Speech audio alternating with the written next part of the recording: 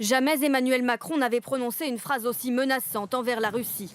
Hier soir, le chef de l'État évoque pour la première fois la possibilité d'envoyer des troupes au sol en Ukraine.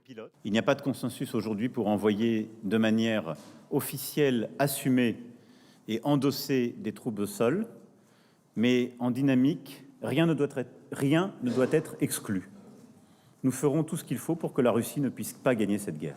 À la sortie de cette conférence, cette position était loin de faire consensus auprès des autres dirigeants européens. Pour le Premier ministre néerlandais, la question n'a même pas été abordée. Ça n'a pas été évoqué. Ce matin, le chancelier allemand affirme qu'il n'est pas question d'envoyer des soldats en Ukraine. Après 2 ans de guerre, le conflit s'enlise et selon Volodymyr Zelensky, 31 000 soldats ukrainiens ont perdu la vie.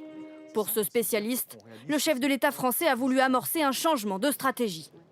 Le président Macron a franchi un pas qui était essentiel, qui est double. C'est d'une part de montrer que nous ne devons pas avoir peur de faire la guerre parce que Poutine nous fait la guerre. Et la deuxième chose, c'est que ça n'est pas un pays seul de l'Union européenne qui peut le faire contre un empire menaçant. C'est une grande partie de l'Europe. Cette déclaration choc d'Emmanuel Macron a heurté plusieurs responsables politiques. Jean-Luc Mélenchon parle d'irresponsabilité. L'envoi de troupes en Ukraine ferait de nous des belligérants. La guerre contre la Russie serait une folie. Même sentiment pour Marine Le Pen. Emmanuel Macron joue au chef de guerre, mais c'est la vie de nos enfants dont il parle avec autant d'insouciance. Ce matin, le Kremlin avertit qu'envoyer des troupes en Ukraine ne serait pas dans l'intérêt des Occidentaux. Emmanuel Macron doit se rendre en Ukraine d'ici la mi-mars.